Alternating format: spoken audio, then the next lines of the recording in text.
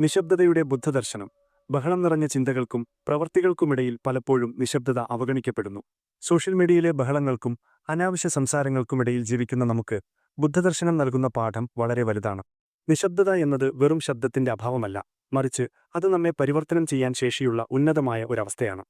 Vietnamese Sen master തിച്ച് നാറ്റ് ഹാനിന്റെ അഭിപ്രായത്തിൽ, സസ്യങ്ങൾക്ക് പ്രകാശം എങ്ങനെയോ അതുപോലെയാണ് മനുഷ്യർക്ക് നിശബ്ദത. ആന്തരിക സമാധാനത്തിലേക്കും ആത്മബോധത്തിലേക്കുമുള്ള കവാടമാണത്. ജീവിതത്തിലെ വെല്ലുവിളികളെ നേരിടാൻ നിശബ്ദതയെ എങ്ങനെയൊരു ആയുധമാക്കാം എന്ന് മനസ്സിലാക്കാം. ദേഷ്യം വരുമ്പോൾ നിശബ്ദത പാലിക്കുക. ദേഷ്യമെന്നത് ഒരു കൊടുങ്കാറ്റ് പോലെയാണ്. അത് ആഞ്ഞടിക്കുമ്പോൾ നമ്മുടെ വിവേചനബുദ്ധി നഷ്ടപ്പെടുന്നു. ആ നിമിഷം സംസാരിക്കാതിരിക്കുന്നത് വഴി നമ്മുടെ ഉള്ളിൽ പതഞ്ഞു പൊങ്ങുന്ന വികാരങ്ങളെ തിരിച്ചറിയാൻ നമുക്ക് സാധിക്കുന്നു. ഞാനിപ്പോൾ ദേഷ്യത്തിലാണ് എന്ന് സ്വയം ബോധ്യപ്പെടുത്താനും ആ വികാരത്തെ ഒരു സാക്ഷിയായി നിന്ന് നിരീക്ഷിക്കാനും നിശബ്ദത അവസരം നൽകുന്നു. ബുദ്ധദർശനത്തിലെ ഏറ്റവും പ്രധാനപ്പെട്ട ഒന്നാണ് 2 അമ്പുകളുടെ ഉപമ. ജീവിതത്തിൽ അപ്രതീക്ഷിതമായി സംഭവിക്കുന്ന മോശം കാര്യങ്ങളാണ് ഒന്നാമത്തെ അമ്പ്. അത് നമ്മുടെ നിയന്ത്രണത്തിലല്ല. എന്നാൽ ആ സാഹചര്യത്തോട് ദേഷ്യത്തോടെ പ്രതികരിക്കുന്നതുവഴി നമ്മൾ തന്നെ നമുക്ക് നേരെ എയ്തുവിടുന്ന രണ്ടാമത്തെ അമ്പാണ് മാനസിക വേദന. നിശബ്ദത പാലിക്കുന്നതിലൂടെ നമ്മൾ ആ രണ്ടാമത്തെ അമ്പ് എയ്യുന്നത് നിർത്തുന്നു. അങ്ങനെ കൂടുതൽ ദുരിതങ്ങളിൽ നിന്ന് സ്വയം രക്ഷിക്കുന്നു. ദേഷ്യത്തിന്റെ ആവേശത്തിൽ പറയുന്ന വാക്കുകൾ തിരിച്ചെടുക്കാൻ കഴിയില്ല. അവ ആയുധങ്ങളെക്കാൾ ആഴത്തിൽ മറ്റുള്ളവരെ മുറിവേൽപ്പിക്കും. നിശബ്ദത ഈ സാഹചര്യത്തിൽ ഒരു കവചമായി പ്രവർത്തിക്കുന്നു. അത് നമ്മെ ഖേദകരമായ വാക്കുകൾ പറയുന്നതിൽ നിന്നും ബന്ധങ്ങൾ എന്നേക്കുമായി തകരുന്നതിൽ നിന്നും സംരക്ഷിക്കുന്നു. നിശബ്ദത പാലിക്കുമ്പോൾ നമ്മുടെ ദേഷ്യത്തിന്റെ യഥാർത്ഥ കാരണം കണ്ടെത്താൻ നമുക്ക് സാധിക്കും. പലപ്പോഴും ദേഷ്യമെന്നത് പുറമേയുള്ള ഒരു പ്രകടനം മാത്രമാണ്. അതിന്റെ ഉള്ളിൽ ഭയമോ നിരാശയോ അമിതമായ പ്രതീക്ഷകളോ ഉണ്ടാകാം. നിശബ്ദമായിരിക്കുമ്പോൾ എന്തുകൊണ്ടാണ് എനിക്ക് ഇത്രയും ദേഷ്യം വരുന്നത്, ഞാൻ എന്തിനോടാണ് ഇത്രയധികം ആസക്തി കാണിക്കുന്നത് എന്നിങ്ങനെയുള്ള ചോദ്യങ്ങൾ ചോദിക്കാൻ നമുക്ക് സമയം ലഭിക്കുന്നു. തർക്കങ്ങൾക്കിടയിൽ ഒരാൾ നിശബ്ദനായാൽ മറ്റേയാളുടെ ദേഷ്യം താനേ കുറയാൻ സാധ്യതയുണ്ട്. നമ്മുടെ നിശബ്ദത പ്രതികരണങ്ങളുടെ ആവർത്തന ചക്രത്തെ തകർക്കുന്നു. ഇത് നമ്മുടെ എതിരെയുള്ള വ്യക്തിക്ക് കാര്യങ്ങളെ മറ്റൊരു രീതിയിൽ ചിന്തിക്കാൻ പ്രേരിപ്പിക്കുകയും സമാധാനപരമായ ചർച്ചയ്ക്ക് വഴിയൊരുക്കുകയും ചെയ്യുന്നു. ചുരുക്കത്തിൽ, ദേഷ്യം വരുമ്പോൾ നിശബ്ദത പാലിക്കുക എന്നത് ഒരു പരാജയമല്ല, മറിച്ച് അതുയർന്ന ആത്മനിയന്ത്രണത്തിന്റെയും വിവേകത്തിന്റെയും അടയാളമാണ്.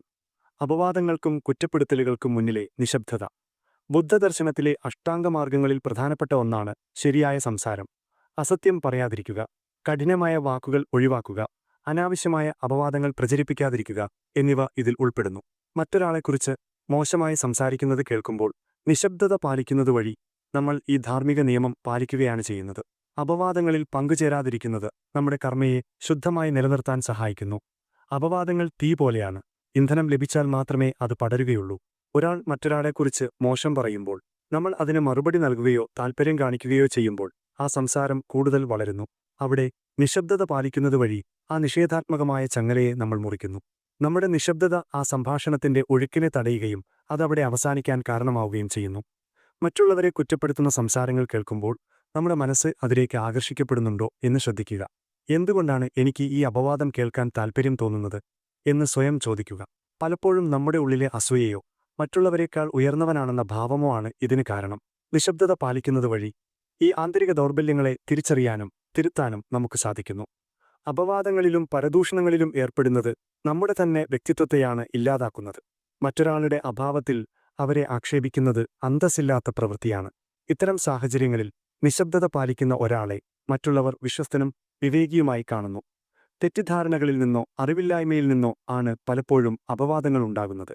സത്യമറിയാതെ മറ്റൊരാളുടെ വിധികർത്താവാകുന്നത് വലിയ അനീതിയാണ്. നിശബ്ദത പാലിക്കുന്നതുവഴി നമ്മൾ അനാവശ്യമായ പക്ഷം പിടിക്കുന്നതിൽ നിന്നോ ഒഴിവുണ്ടാകുന്നു. ഇത് ബന്ധങ്ങളിലെ വിള്ളലുകൾ ഒഴിവാക്കാനും സമൂഹത്തിൽ ഐക്യം നിലനിർത്താനും സഹായിക്കുന്നു. നമ്മെ നേരിട്ട് കുറ്റപ്പെടുത്തുന്ന സാഹചര്യങ്ങളിലും നിശബ്ദത വലിയൊരു ആയുധമാണ്. ന്യായീകരിക്കാൻ നിൽക്കുന്നത് പലപ്പോഴും തർക്കം രൂക്ഷമാക്കുകയേയുള്ളൂ. എന്നാൽ ശാന്തമായ നിശബ്ദത കുറ്റപ്പെടുത്തുന്നവന്റെ വാക്കുകളുടെ മൂർച്ച കുറയ്ക്കുന്നു. അപവാദങ്ങൾക്ക് മുന്നിലെ നിശബ്ദത എന്നത് അറിവില്ലായ്മയല്ല, മറിച്ച് അത് ദയയോടും സത്യത്തോടുമുള്ള നമ്മുടെ പ്രതിബദ്ധതയാണ്. തർക്കങ്ങൾക്കിടയിലെ നിശബ്ദത. ഒരു തർക്കം മുറുകുമ്പോൾ നമ്മുടെ മസ്തിഷ്കം പോരാടുക അല്ലെങ്കിൽ ഓടിപ്പോകുക എന്ന അവസ്ഥയിലായിരിക്കും. ഈ സമയത്ത് യുക്തിപരമായ ചിന്തയേക്കാൾ വികാരങ്ങൾക്കായിരിക്കും മുൻഗണന. നിശബ്ദത പാലിക്കുന്നതുവഴി നമ്മൾ ആ സാഹചര്യത്തെ തണുപ്പിക്കുന്നു. ഇതൊരു പോസ് ബട്ടൺ പോലെ പ്രവർത്തിക്കുകയും വഷളായിക്കൊണ്ടിരിക്കുന്ന സംഭാഷണത്തെ ശാന്തമാക്കാൻ സഹായിക്കുകയും ചെയ്യുന്നു. മിക്ക തർക്കങ്ങളിലും നമ്മൾ കേൾക്കുന്നത് മറുപടി നൽകാൻ വേണ്ടിയാണ്, കാര്യങ്ങൾ മനസ്സിലാക്കാൻ വേണ്ടിയല്ല. നിശബ്ദത പാലിക്കുമ്പോൾ മറ്റേയാൾ പറയുന്നത് പൂർണ്ണമായി ശ്രദ്ധിക്കാൻ നമുക്ക് സാധിക്കുന്നു. അവർ എന്തുകൊണ്ടാണ് ദേഷ്യപ്പെടുന്നത്, അവരുടെ ആവശ്യങ്ങൾ എന്താണ് എന്ന് മനസ്സിലാക്കാൻ ഈ നിശബ്ദത സഹായിക്കുന്നു. പലപ്പോഴും താൻ പറയുന്ന കാര്യങ്ങൾ ഒരാൾ ശ്രദ്ധിക്കുന്നുണ്ടെന്ന് മനസ്സിലാക്കുമ്പോൾ തന്നെ മറ്റേയാളുടെ ദേഷ്യം പകുതിയായി കുറയാറുണ്ട്. തർക്കങ്ങളിൽ ജയിക്കുക എന്നതിനേക്കാൾ ഞാൻ പറഞ്ഞതാണ് ശരി എന്ന് സ്ഥാപിക്കാനാണ് നമ്മുടെ അഹംഭാവം ശ്രമിക്കുന്നത്. ബുദ്ധദർശനത്തിലെ അനാസക്തി എന്ന തത്വം ഇവിടെ പ്രയോഗിക്കാം. നമ്മുടെ അഭിപ്രായങ്ങളോടുള്ള അമിതമായ ഒട്ടിനിൽക്കൽ ഒഴിവാക്കി നിശബ്ദനായിരിക്കുമ്പോൾ ജയിക്കുക എന്നതിനേക്കാൾ പ്രധാനം സമാധാനം നിലനിർത്തുക എന്നതാണെന്ന് നമുക്ക് ബോധ്യപ്പെടും. തർക്കത്തിനിടയിൽ ദേഷ്യം കൊണ്ട് പറയുന്ന വാക്കുകൾ പലപ്പോഴും ബന്ധങ്ങളിൽ ഉണങ്ങാത്ത മുറിവുകൾ ഉണ്ടാക്കും. അനാവശ്യമായ വാദപ്രതിവാദങ്ങളിൽ നിന്ന് മാറി നിൽക്കുന്നത് നമ്മുടെ അന്തസ്സ് വർദ്ധിപ്പിക്കുന്നു. നിശബ്ദത പാലിക്കുമ്പോൾ നമുക്ക് മറ്റേയാളുടെ ഭാഗത്തുനിന്ന് ചിന്തിക്കാൻ സമയം ലഭിക്കുന്നു. അവർ കടന്നുപോകുന്ന മാനസികാവസ്ഥയെക്കുറിച്ച് ബോധമുണ്ടാകുമ്പോൾ ദേഷ്യത്തിനു പകരം സഹാനുഭൂതി തോന്നും. ഇത് തർക്കം അവസാനിപ്പിക്കാനും ഇരുവർക്കും യോജിക്കാവുന്ന ഒരു പരിഹാരത്തിലെത്താനും സഹായിക്കുന്നു. പെട്ടെന്ന് പ്രതികരിക്കുന്നതിന് പകരം ആലോചിച്ച് മറുപടി നൽകാൻ നിശബ്ദത നമ്മെ പ്രാപ്തരാക്കുന്നു. അല്പനേരത്തെ നിശബ്ദതയ്ക്ക് ശേഷം നൽകുന്ന ശാന്തമായ മറുപടിക്ക് ഏതു വലിയ തർക്കത്തെയും പരിഹരിക്കാനുള്ള ശക്തിയുണ്ട്. തർക്കങ്ങൾക്കിടയിലെ നിശബ്ദത എന്നത് തോൽവി അംഗീകരിക്കലല്ല, മറിച്ച് ആ ബന്ധത്തെയും നിങ്ങളുടെ മാനസിക സമാധാനത്തെയും സംരക്ഷിക്കാനുള്ള ബോധപൂർവമായ ശ്രമമാണ്. മറ്റുള്ളവരുടെ സങ്കടങ്ങളിൽ പങ്കുചേരുമ്പോൾ അനുഷ്ഠിക്കേണ്ട നിശബ്ദത സങ്കടപ്പെടുന്ന ഒരാൾക്ക് പലപ്പോഴും ആവശ്യം ഉപദേശങ്ങളല്ല, മറിച്ച് താൻ ഒറ്റയ്ക്കല്ല എന്ന തോന്നലാണ്. വാക്കുകൾ കൊണ്ട് ആശ്വസിപ്പിക്കാൻ ശ്രമിക്കുമ്പോൾ പലപ്പോഴും അത് കേവലം ഉപചാരമായി മാറാറുണ്ട്. എന്നാൽ നിശബ്ദനായി അടുത്തിരിക്കുന്നത് നിന്റെ വേദനയിൽ ഞാൻ കൂടെയുണ്ട് എന്ന ആഴമേറിയ സന്ദേശമാണ് നൽകുന്നത്. ഈ സാന്നിധ്യം അവർക്ക് വലിയൊരു സുരക്ഷിതബോധം നൽകുന്നു.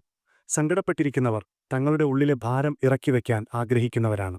ആ സമയത്ത് നമ്മൾ സംസാരിക്കാതിരുന്നാൽ അവർക്ക് യാതൊരു തടസ്സവുമില്ലാതെ മനസ്സ് തുറക്കാൻ സാധിക്കും. അവരുടെ വികാരങ്ങളെ ശരിയെന്നോ തെറ്റെന്നോ വിധിക്കാതെ കേട്ടിരിക്കുന്നത് ബുദ്ധദർശനത്തിലെ കരുണ എന്ന ഭാവത്തിന്റെ ഉത്തമ ഉദാഹരണമാണ്. മറ്റൊരാൾ ദുഃഖിക്കുമ്പോൾ സാരമില്ല, ഇത് ശരിയാകും, അല്ലെങ്കിൽ നീ ഇങ്ങനെ ചെയ്യണമായിരുന്നു എന്നിങ്ങനെയുള്ള ഉപദേശങ്ങൾ നൽകാൻ നമ്മൾ തിടുക്കം കൂട്ടാറുണ്ട്. എന്നാൽ തീവ്രമായ വേദനയിലിരിക്കുന്ന ഒരാൾക്ക് ഇത്തരം വാക്കുകൾ പലപ്പോഴും അസ്വസ്ഥതയാണുണ്ടാക്കുക. അവരുടെ വേദനയുടെ ആഴമളക്കാൻ നമുക്ക് കഴിയില്ലെന്ന തിരിച്ചറിവിൽ നിശബ്ദനായിരിക്കുന്നത് അവരോടുള്ള ബഹുമാനമാണ്. വാക്കുകൾക്ക് പരിമിതികളുണ്ട്. ചില സങ്കടങ്ങൾ വിവരിക്കാൻ വാക്കുകൾ മതിയാകില്ല. അത്തരം സന്ദർഭങ്ങളിൽ കണ്ണുകൾ കൊണ്ടോ ഒരു സ്പർശനം കൊണ്ടോ നിശബ്ദമായ ഇരിപ്പിലൂടെയോ കൈമാറുന്ന സഹാനുഭൂതി വാക്കുകളേക്കാൾ വേഗത്തിൽ ദുഃഖിതന്റെ ഹൃദയത്തിൽ സ്പർശിക്കും. ഇത് ബുദ്ധദർശനത്തിലെ മൈത്രി എന്ന സങ്കല്പത്തോട് ചേർന്നു നിൽക്കുന്നു. ഓരോരുത്തർക്കും അവരുടെ സങ്കടങ്ങളിൽ നിന്ന് പുറത്തുകടക്കാൻ അവരുടേതായ സമയം ആവശ്യമാണ്. നിശബ്ദനായിരിക്കുന്നത് വഴി ആ വ്യക്തിയുടെ ആന്തരികമായ കരുത്തിനെ നമ്മൾ ബഹുമാനിക്കുകയാണ് ചെയ്യുന്നത്. സങ്കടപ്പെടുന്നവന്റെ മുൻപിലെ നിശബ്ദത എന്നത് അനാസ്ഥയല്ല, മറിച്ച് അത് സ്നേഹപൂർണമായ ഒരു കരുതലാണ്. ആ മൗനത്തിൽ അവർക്ക് തങ്ങളെത്തന്നെ വീണ്ടെടുക്കാൻ ആവശ്യമായ സമാധാനം ലഭിക്കുന്നു. സ്വയം നിരീക്ഷിക്കാൻ നിശബ്ദത. നമ്മുടെ മനസ്സ് ചിന്തകൾ കൊണ്ട് നിറഞ്ഞിരിക്കുമ്പോൾ പുതിയ ആശയങ്ങൾക്കും വിവേകത്തിനും അവിടെ ഇടമില്ലാതാകുന്നു. ആന്തരിക നിശബ്ദതയിലൂടെ മാത്രമേ നമുക്ക് നമ്മുടെ ഉള്ളിലെ ശബ്ദങ്ങളെ ശ്രദ്ധിക്കാൻ കഴിയൂ. ജീവിതത്തിലെ വലിയ പ്രതിസന്ധികൾക്ക് പരിഹാരം കണ്ടെത്താനും നമ്മുടെ ലക്ഷ്യങ്ങൾ വ്യക്തമാകാനും ഈ നിശബ്ദത അത്യന്താപേക്ഷിതമാണ്. പുറംലോകത്തെ ബഹളങ്ങൾ അടങ്ങുമ്പോൾ മാത്രമാണ് നമ്മുടെ മനസ്സിനുള്ളിലെ യഥാർത്ഥ ചിന്തകളെ നമുക്ക് കാണാൻ കഴിയുന്നത്. നിശബ്ദത ഒരു കണ്ണാടി പോലെയാണ്. അത് നമ്മുടെ ഉള്ളിലെ ഭയത്തെയും ആഗ്രഹങ്ങളെയും ആശയക്കുഴപ്പങ്ങളെയും ഒളിച്ചുവെക്കാതെ നമുക്ക് മുന്നിൽ കാണിച്ചു തരുന്നു. ഈ തിരിച്ചറിവാണ് സ്വയം തിരുത്താനുള്ള ആദ്യപടി. നമ്മൾ എപ്പോഴും മറ്റുള്ളവരോട് സംസാരിക്കാനോ സോഷ്യൽ മീഡിയയിൽ മുഴുകാനോ ശ്രമിക്കുമ്പോൾ നമ്മുടെ ഉള്ളിലെ മന്ത്രണങ്ങളെ ശ്രദ്ധിക്കാൻ മറന്നുപോകുന്നു. നിശബ്ദതയുടെ നിമിഷങ്ങളിൽ നമ്മുടെ മനസ്സ് നമ്മോട് സംസാരിക്കാൻ തുടങ്ങും. ജീവിതത്തിൽ നമ്മൾ എടുക്കേണ്ട തീരുമാനങ്ങളെക്കുറിച്ചും നമ്മുടെ ലക്ഷ്യങ്ങളെക്കുറിച്ചും വ്യക്തമായ ധാരണ ലഭിക്കാൻ ഈ ആന്തരിക സംഭാഷണം സഹായിക്കുന്നു. ബുദ്ധദർശനത്തിലെ വിപാസന പോലെയുള്ള ധ്യാനമുറകൾ നിശബ്ദതയെ അടിസ്ഥാനമാക്കിയുള്ളതാണ്. ശ്വാസഗതിയെയും ശരീരത്തിലെ ഓരോ ചലനങ്ങളെയും നിശബ്ദമായി നിരീക്ഷിക്കുമ്പോൾ നമ്മൾ പ്രസന്റ് മൊമെന്റിൽ ജീവിക്കാൻ പഠിക്കുന്നു. ഈ ശീലം അനാവശ്യമായ ഉത്കണ്ഠകളിൽ നിന്നും ഭൂതകാലത്തെക്കുറിച്ചുള്ള സങ്കടങ്ങളിൽ നിന്നും നമ്മെ മോചിപ്പിക്കുന്നു. ഒരു കുളത്തിലെ വെള്ളം കലങ്ങിയിരിക്കുമ്പോൾ അതിന്റെ അടിത്തട്ട് കാണാൻ കഴിയില്ല. അതുപോലെ ചിന്തകൾ കൊണ്ട് കലുഷിതമായ മനസ്സിൽ വിവേകം ഉദിക്കില്ല. നിശബ്ദതയിലൂടെ മനസ്സ് ശാന്തമാകുമ്പോൾ വെള്ളം തെളിയുന്നതുപോലെ കാര്യങ്ങളെ അതിന്റെ യഥാർത്ഥ രൂപത്തിൽ കാണാൻ നമുക്ക് സാധിക്കുന്നു. ഈ അവസ്ഥയിലാണ് ജീവിതത്തിലെ സങ്കീർണമായ പ്രശ്നങ്ങൾക്ക് ലളിതമായ പരിഹാരങ്ങൾ കണ്ടെത്താൻ കഴിയുന്നത്.